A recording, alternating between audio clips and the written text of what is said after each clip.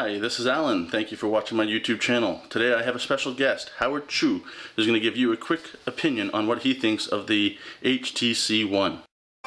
Good timing. I don't know if I have a quick opinion on it, but one thing I've noticed is that HTC, which has never been known for having the most awesome build quality, I find that no two identical HTC phones are the same. So they emphasize the zero gapness of this phone, meaning they probably used a lot of glue and tape, and a lot of the times the lines don't quite line up. It's kind of like one friend has a one, and the front metal part here goes like that, and then on mine the bottom part does that, and so you can actually feel it. It probably won't like being dropped. But otherwise, it's got really good speakers. They're not necessarily louder than the competition, but they sound louder because they sound much better. They're much more full, and they just make all the other most other speakers out there sound pretty cheap. HTC has decided to reinvent the wheel, and they only have 2 soft buttons instead of 3. But I don't know whether it really works. You do get used to it though. And one thing iPhone users will like is that if you're switching tasks on some Android phones, there's a task switcher. On some, you press and hold the home button. On this one, you double tap it to switch tasks, just like the iPhone. It actually took me a while to figure that one out. It was really unintuitive, but if you're an iPhone user, you'll like it. The whole phone has a metal shell. It probably won't like being dropped that much. The screen is outstanding. It's just like it doesn't change color or anything when you look at it off angle, and it's just, you know, it reminds me of my calibrated monitor at home. It's also really, really sharp, just like its competitors. Like, you could even use it like this. You don't see any pixels at all. Not that you'd use it like that, but... Howard, what do you think of the feel of the phone in your hand? It feels a lot like an iPhone, actually. The original iPhone, the original iPhone, because it's got a metal back. I don't necessarily like it, but it does feel good. It's aluminum, so it doesn't have that weighty feel you have when you have a steel phone, but... What about the slipperiness of it? I found that very slippery to hold. I thought it was less slippery than the Galaxy S4. The Galaxy S4 just popped out of your hand like the Note 2, the GS3, etc. Final thoughts on the phone? You know, everyone is looking at the S4 as the Android phone to get, but I think the One is actually a better phone. They have their strengths and weaknesses. Like this one, the S4 has more flexible LTE banding. So if you're on Rogers and you switch it to LTE 2600, that's band 7, I think, you can actually get like 100 megabits a second on it.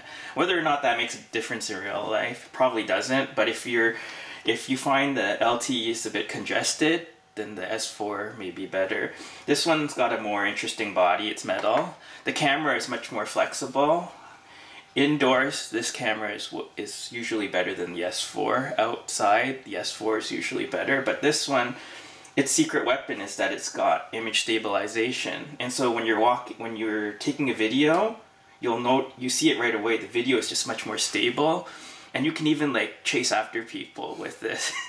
I chase after my daughter, okay? I thought so. You can chase after people, and the video is just much less nauseating looking because it's not really shaky. And actually, the stabilizer is surprisingly effective when you get a message. I don't know whether HTC meant to do this or not, but the phone vibrates, and you can actually see the stabilizer trying to correct it. What do you think, or have you had a chance to play with the IR blaster? Yes, I have. It's pretty strong. My house, my TV, I can only get about 25 or 30 feet away from it, and this one can reach it, but so can the S4 and the Xperia ZL, so they all have very strong IR blasters. I don't like the remote soft cable. I cut the cable, so the remote software is completely based around watching TV, and if you don't have TV, they don't even let you set it up. There's no option to say, I don't have TV, I don't have cable, I just want to watch my television. You have to choose Bell, Rogers.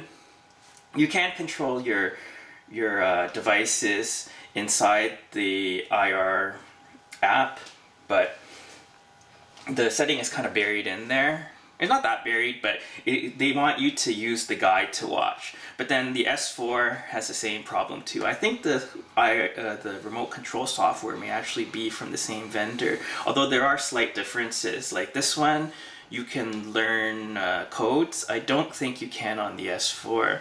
Actually, I think as for me, since I don't have cable, I think the Xperia ZL has the best software. It's this software I find is a little too overambitious. And when I'm watching TV, I kind of use the guide on the TV. And so the Xperia ZL is just much more of a remote control instead of trying to be everything like this one is. Final thoughts? I guess back to the pros and the cons. The worst thing about this is that the battery is not removable. There's removable storage, although 32 gigs is probably enough for most people. I mean, for me, I prefer the 64 gig card I have in my Galaxy devices, but 32 you can get by. I have that much on my iPhone. I don't like it, but it doesn't kill me either. I guess what's great about this, the screen, the speakers, the camera. I just want to say thank you so much to Howard from howardforums.com for giving us his quick impressions on the HTC One.